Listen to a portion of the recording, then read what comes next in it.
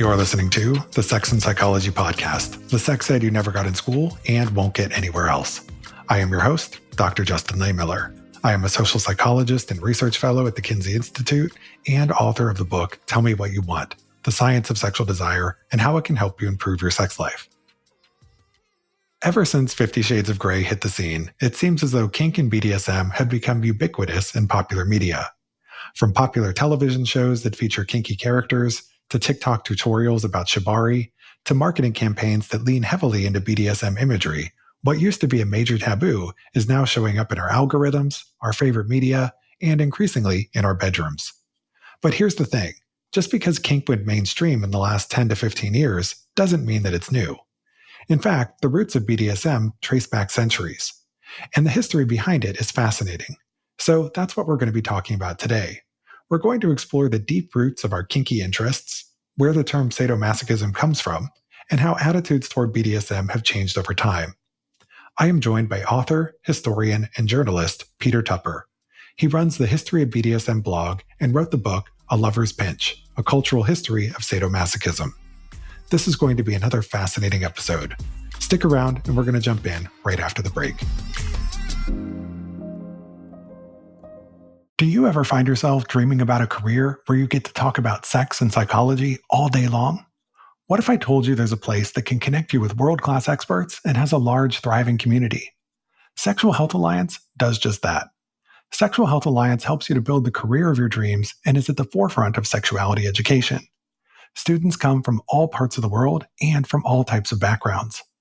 Whether you're in school just starting out on your journey or building advanced skills in your profession, Sexual Health Alliance's comprehensive certifications, engaging events, and self-paced online education will move you beyond the basics and set you up to become sexceptional. Visit sexualhealthalliance.com and start building the sexuality career of your dreams today. And let them know that you heard about Sexual Health Alliance on this podcast. Hi, Peter, and welcome to the show. Hi, Justin. Good to be here. Thanks so much for joining me. So you've published a book on the history of BDSM. So let's start there. What drew you to this topic and why did you decide to write a whole book on the cultural history of sadomasochism? Well, I've been involved in the SM community since the early 90s, and that's going back to the days of Usenet and alt.sex.bondage and green characters on black. And as I was involved in the kink world, that was also about when I was studying history and got my BA. And I noticed that whenever I thought about where all this came from, all these customs and traditions and artwork and ideas, people would sort of bring up these things like they'd say, oh, the Christian flagellants or the old Victorian schoolmarms and things like that. But there's nothing linking those together. I decided that at some point, I could write a nonfiction book that would link all these things together. Like, I believe it was Toni Morrison who said you should write the book you would love to read. I thought about that going in, and it started around 2005. It took about 12 years to get a final manuscript, but that eventually led to A Lover's Pinch and the popularity it's enjoyed.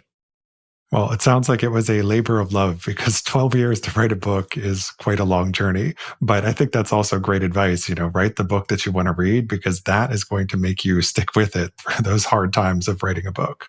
So some people might have assumed that BDSM is a modern invention, but in your book, you argue that BDSM existed long before we ever started calling it BDSM. I was wondering if you could talk a little bit about some early examples of sadomasochistic behavior in history. Like, how far back in human history does this actually go? Okay, I want to preface that by saying BDSM as we understand it is a relatively recent thing. I would argue it really only goes back to maybe the early 70s, but there are many precedents and antecedents of it. So it's kind of like, for example, the idea of the homosexual as a person, as an identity, that really only goes back to the late 19th century with like Krafft-Ebing writing Psychopathia Sexualis and the trial of Oscar Wilde and things like that. So you can point to homosexual acts before that, But the idea of the homosexual as a distinct type of person, just like the heterosexual person, didn't really come into existence until about 150 years ago. So, I mean, if you went back to ancient Greece or Rome and you asked a man, are you gay or straight? They would have no idea of what you're talking about because they simply did not think of sexuality in the same way. So, in a parallel way, when I looked back trying to find the origins of sadomasochism, I found things that sort of looked like sadomasochism as we would understand them, but in many ways arguably weren't. For example, they were part of religious rituals. They were seen in very different ways of not as a distinct form of sexuality, but just sort of part of a larger continuum. So I think that what I'm looking for is the things that flowed into what would eventually become sadomasochism as we know. That said, there's a lot of fascinating stuff. Like, for instance, in Pompeii, the buried Roman city, there's what's called the Villa of the Mysteries, and that includes a room with a large mural going around the walls that depicts what's usually described as a pagan marriage ritual. And it includes a sequence of a woman in boots with wings beating another woman with a switch or cane. And the second woman is kneeling down naked. And the woman is, in the next panel of the sequence, is standing up and dancing while wearing a purple cloak. So we can see sadomasochistic type rituals as part of the religious practices of many different cultures around the world and through history. There's the Taipusam ritual in modern day India, which involves body piercing and carrying heavy weights attached to hooks in the skin. There's the Muslim practice of tatbir, which involves self-flagellation.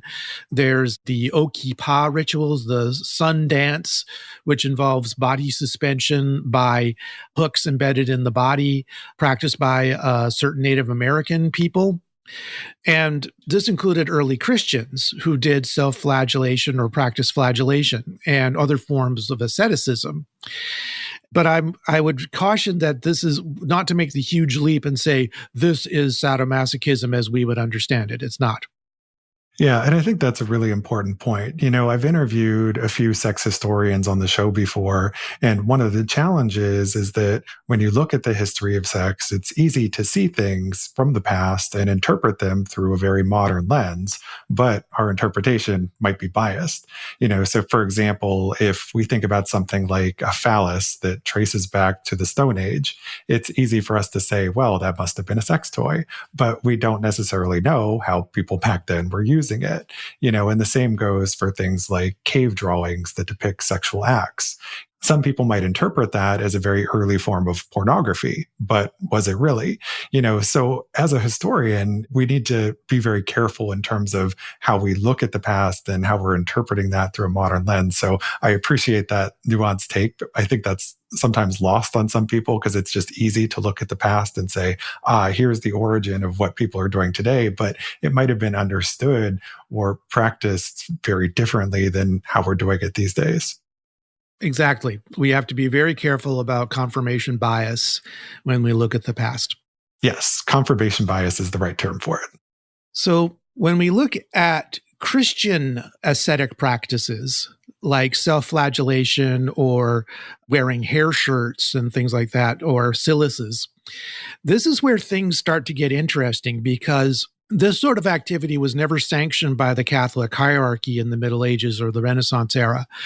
This was always very controversial within the church. There were a lot of very populist movements that were in opposition to sort of the Catholic hierarchy.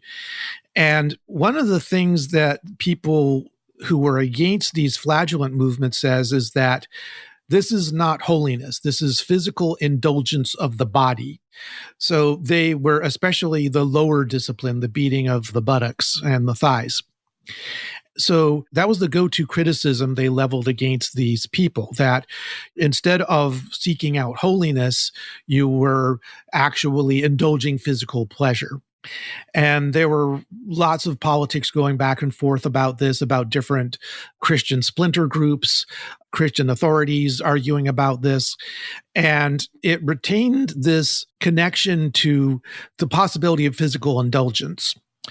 And, you could say the same thing, for example, there's a famous case of St. Teresa of Avila, a nun who claims that she was transverberated by a visitation from Christ, an invisible being who thrust a spear into her belly. Now, from modern interpretation, we tend to think of that in Freudian terms. We think of that, oh, okay, she must be thinking about sex. Mm-hmm. At the time that she reported this, people were arguing back and forth. Some people were starting to say, no, this is not how religious experiences happen. This is just some woman being weird. And there were lots of controversies about this. Like there was a famous sculpture in Venice of St. Teresa of Avila, which people said was too sensual, too physically ecstatic to be properly holy. And there was even a report of a person, and they didn't specify the gender of this person, standing before this statue and defiling themselves. Not clear exactly what defiling meant in this, but there is this complicated relationship between physical ecstasy and spiritual ecstasy. And people were starting to say, no, physical ecstasy and spiritual ecstasy has nothing to do with each other. The body is not the route to spiritual enlightenment. So I think that the first really secular discussion of flagellation was attributed to a man named Pico della Mirandola in the 1500s, if I remember correctly. And he was one of these sort of Renaissance generalists. He was also an astrologer. And he speculated that flagellation as a means to physical arousal was seen in old men because old men were colder, physically colder than other people, and needed to be heated up in a literal sense to be sexually aroused and complete the sexual act. So that was like an early sort of physiological explanation for this. So this created a bifurcation. And so as Protestant Christian religion became somewhat more physically removed and reluctant to talk about the body and to move away from ornament and ritual, people started talking about flagellation and turning up in a sexual sense. And this is where we got sort of the earliest reports of flagellation as being a service provided by prostitutes and houses of flagellation, also associated with certain esoteric and decadent sects of Christians. So that's when we started we started thinking about flagellation as a purely sexual way. And that led into the 19th century when we started taking a scientific view of sexuality. Krafft-Ebing wrote Psychopathia Sexualis. He coined terms he coined the term masochism. He did not coin the term sadism. And he was working to provide a manual for doctors and lawyers and judges to help them understand all these reports that were coming in, from the new sort of the modern police state of these behaviors. And are these acts of crime? Are these acts of insanity? If a man goes around cutting off the hair buns of women, is that a criminal act or an act of an ill mind? And he sort of had to figure out what is sex and what isn't. And his idea was that sexuality was anything that would eventually lead to conception and reproduction. So that meant heterosexual coitus. So all these other things, like, for example, homosexuality was seen as a perversion. That also included things like sadism and masochism. Right from the beginning, there was all these complexities built in because Krafft-Ebing had this idea that masochism was an exclusively male phenomenon, that only men could be masochists because women were supposed to be masochistic. they were supposed to respond to being dominated by men. So masochism in men was a problem because, in effect, it was not just a problem of sexuality, it was a problem of gender. It was a problem of men acting in a womanly way. And he later had to graft on this thing of sexual bondage to explain women acting masochistically. And sadism, for example, was seen as like natural male aggression being redirected into non-procreative ends. He also talked about fetishism, which was seen as a more primitive form of sexuality, which the sexual desire is diverted into non-reproductive objects or non-reproductive characteristics of people. And that's sort of the categories that we're still dealing with today. Like, he kind of defined the rules that we're still defining and redefining today over 150 years later.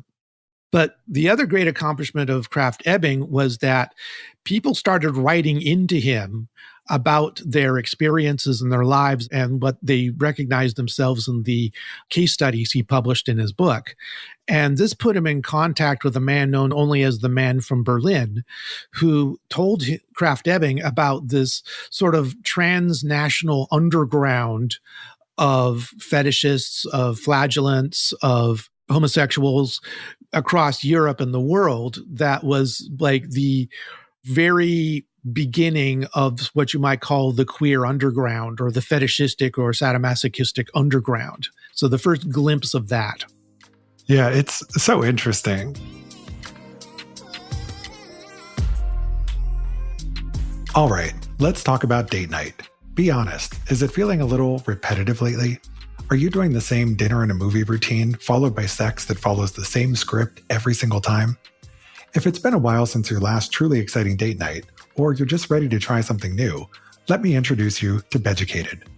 Beducated is an incredible resource for cultivating more pleasure and connection in your relationship, and that includes seriously fun ways to level up your date nights. Beducated gives you instant access to over 100 expert-led courses. One of my favorites is Sexperiments for Couples. You can think of this course like sexy game night meets personal growth. You'll learn playful, creative ways to connect, including game-changing ways of getting out of sexual ruts and routines. You'll learn how to introduce elements of sexual surprise that can get you and your partner out of your head and into your body. You and your partner deserve date nights that leave you feeling closer than ever, both in and out of the bedroom. So if you're ready to spice things up, check out Beducated. Beducated is where toe-curling pleasure meets expert-backed education. Get 50% off the yearly pass by using my last name, Laymiller, as the coupon code. Try Beducated risk-free with a 14-day money-back guarantee. Check the show notes for the link and be sure to use my last name to get your discount. I think you can't really talk about the history of BDSM without also talking about the history of religion, because as you mentioned, in many religious traditions, pain, not necessarily sexual pain, of course, is often seen as having positive value, where people are engaging in painful rituals because they're either considered sacred or they're a pathway to spiritual liberation. But at some point along the way, eroticism clearly became attached to this. And, it's also interesting to think too about how views on sadomasochism evolved and changed over time, and how, in those earlier days when we didn't have the cultural knowledge and awareness of BDSM that we do now, it was very easy for people to say this is something inherently pathological and for it to seem unusual to them. And it's kind of like when we talk about the history of paraphilias in general, we see historically that thing after thing was labeled as being paraphilic, that is being an unusual sexual interest, despite the fact that there wasn't any evidence that these things were unusual. It was just something that sounded unusual to the person who had heard about it. And so I think that's where you get a lot of these writings saying that, these things like kink and BDSM were pathological because they were just new to the writers, the physicians of the time who started studying these things. But as they heard from people around the world, they started to realize, hey, there's more to this than we thought that there was. We see that in the evolution of the Diagnostic and Statistical Manual, because we Absolutely. see the earliest definitions of sexual sadism and sexual masochism I believe we're on the DSM-5 these days. Mm-hmm. So in the earlier editions, like, for example, you had the idea that sexual sadists would necessarily and inevitably escalate to greater and greater degrees of violence, which I think was not based on any kind of actual study. It was just purely the guesswork of the people who formulated the idea. And you still see that persisted in a lot of people's beliefs about sexual sadism. It's only later, I think, into like maybe, what was it, the DSM-4 revised, that we started getting more understanding views of paraphilias and sexual sadism and sexual masochism. And a lot of that was because of groups like the National Coalition for Sexual Freedom and Susan Wright deliberately working with the publishers and editors of the DSM to change those definitions. But unfortunately, those things laid down by the earlier drafts of the DSM and the ideas of Kraft-Ebing and others, Havelock Ellis and others early sexologists, they're still embedded deeply in people's ideas about SM. And that shows up in court cases. It shows up in views of psychologists. And so we're still wrestling with that, the legacy of, 150-year-old, they were called alienists back then, not even psychologists.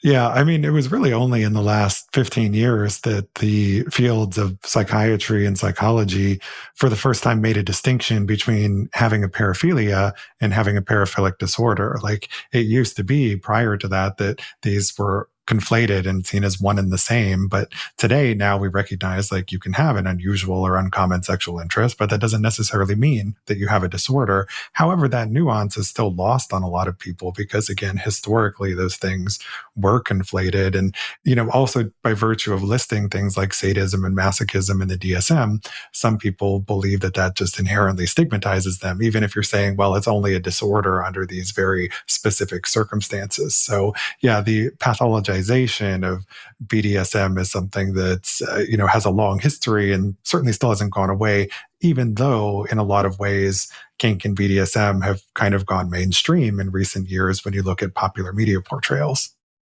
Yeah. There's another strand of this because we can look at sort of the artistic side of things. We can look at like the image of fetish influence in, say, fashion or in popular media. There is a sort of very weird attraction-repulsion effect because on the one hand, I think in the mainstream, there is this willingness to flirt with the image, at least, of the sadomasochist because that carries connotations of like the avant-garde, the daring, the transgressive, the sex worker, the mental patient, these sort of outsider characters. And yet, when confronted with it in reality, I think people are still, many ways, very ignorant or repressive. They don't accept it. Like, there's a quote by Jamie Dornan, who was playing Christian Grey in the 50 Shades of Grey movies. And he said that when he was preparing for the part, he actually went to a BDSM play party. But in his interview, he said first, he was disappointed that it wasn't more, more of a spectacle. He wanted more of a show. So he was disappointed that it wasn't daring enough, transgressive enough to him. Then he said, I took a shower before I touched my wife and child. So it's like he both wants, to have like a spectacle. He wants a show. And yet by being there, he feels that he has to ritually cleanse himself before he can be part of the heteronormative family unit. Again, he has to ritually cleanse himself. And I thought, you're getting paid a hell of a lot of money for this. So maybe be a little less rude.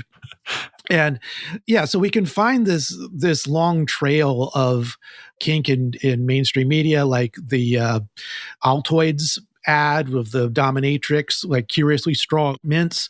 There's the bit with the TV boss that would supposedly block adult content. This, white suburban couple is talking to this dominatrix figure. And they say, we like your show, but it's a little strong for our kids. And then the woman says, we love your boots.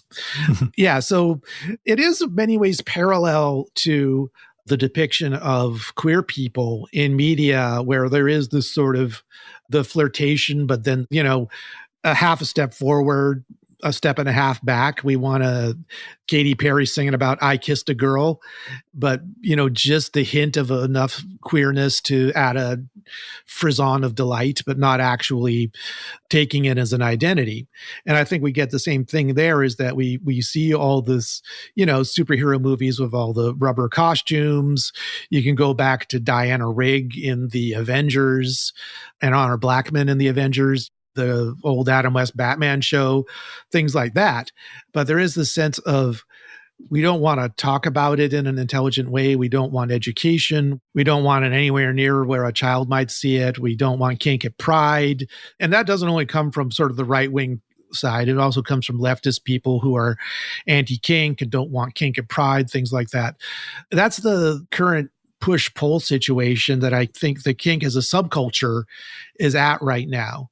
And I think that leads into my current project, which is working on another nonfiction book called The Celluloid Dungeon, which is about kink in mainstream film and television. Yeah, I think you're so right that kink, BDSM, and just sex more broadly, it's all around us in the media. And I think on the outside, you might look at that as a sign that, hey, we've moved toward a more sex positive society. And this means that people, are more comfortable with sex or with talking about sex, but they're really not. It's this interesting paradox. I'm thinking, for example, with regard to kink specifically, if you think about the Super Bowl a couple of years ago when Shakira was doing the halftime show and was doing this rope bondage on stage, that's a very prominent display of kink related imagery and, on like the world's biggest stage where there's like a family friendly audience watching. And it, you can look at that and say, that's a sign that kink and BDSM have kind of permeated the mainstream in a lot of ways. But as you mentioned, there's still this complicated relationship and a lot of shame surrounding all of it.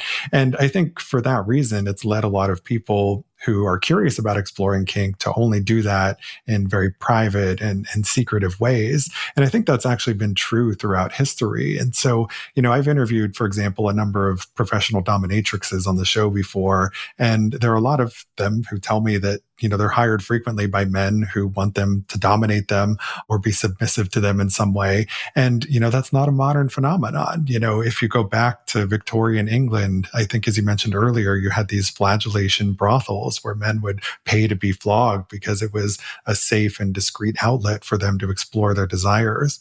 So I was wondering if you could talk a little bit about how sex work historically has often been an avenue for people to kind of explore the world of kink and BDSM, because it hasn't been mainstream and it's something that's been so pathologized. Yeah. Like, one of the big problems with historical research is that you have to work with the material you have. And some things just get lost. People abandon it or just forget about it or decide to burn it. Like, one of the centerpieces of my book is the relationship of Arthur Munby and Hannah Kulwick. And they were a Victorian couple, a gentleman and a maid of all work, who had a consensual master-slave relationship in secret. And we know about this because they both kept diaries, and Munby left his papers to be archived and released decades after his death. But he also described that he was very close to destroying all of his papers because he didn't want his relationship with Hannah Kulwick to get out, even after his death. So we came very close to just never knowing about that. And we have no way of knowing how many other people did destroy all their papers or just never told anybody about their kink lives. So I think we have to go through, and sometimes we have to make educated guesses about linking these different points. And occasionally we find things like Percy Granger, for example, an Australian composer. He was a very odd man who kept records of his kink life. There's stuff like these letters that surfaced after the death of T.E. Lawrence, talking about his flagellation habits. It is a struggle because, like, for example, the earliest record we can find of lesbian BDSM goes back only to 1974. And no one's ever been able to find any evidence before that. And I mean, that's not evidence that lesbians were not doing BDSM before then. It's just we don't have any records of it. Sure. And we have to go with what we have. And maybe we can make educated guesses, but we have to be careful about that. So a lot of what we know about these subcultures is filtered through these authorities of the medical profession and the legal profession. That's who Kraft Ebing was working for, the intersection of medicine and law. And that's how we have a lot of information about the flagellant brothels of Victorian England. We know a lot about cases about censorship, about books that were banned, for example. We often don't know about kinky people living on their own, writing about themselves.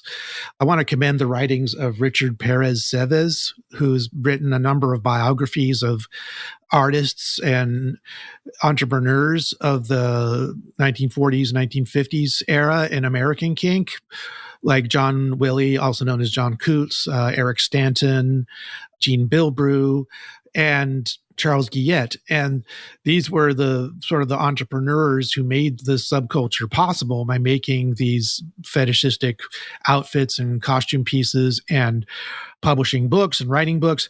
But there's very little evidence to work on in a lot of cases. I'm really impressed that he's managed to pull in the evidence he has.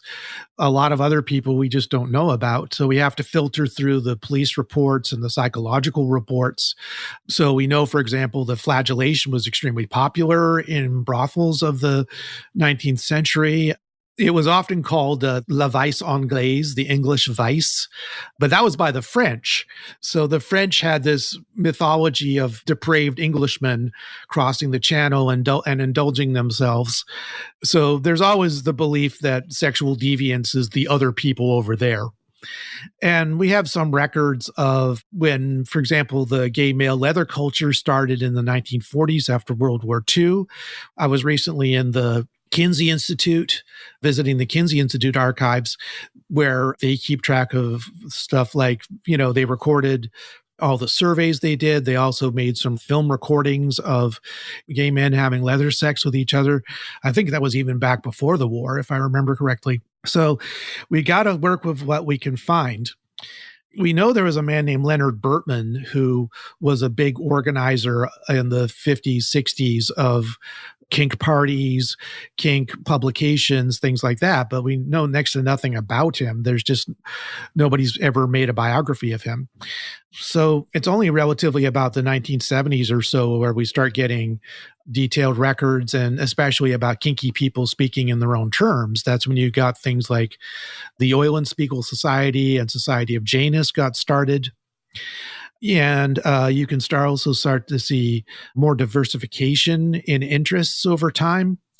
Like in the 19th century, it was pretty much flagellation, and that was it. Fetishes were mostly about soft materials like lace and silk. It wasn't until the 1920s when things started getting more diverse in terms of bondage and other kinks. That's when you also had a shift to harder fetishistic materials like leather and rubber.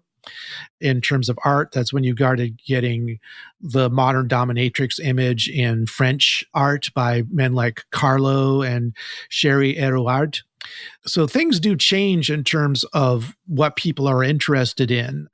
Just in my own experience, I've seen that rope bondage, Japanese style rope bondage, has become vastly more popular in the past 10 years or so.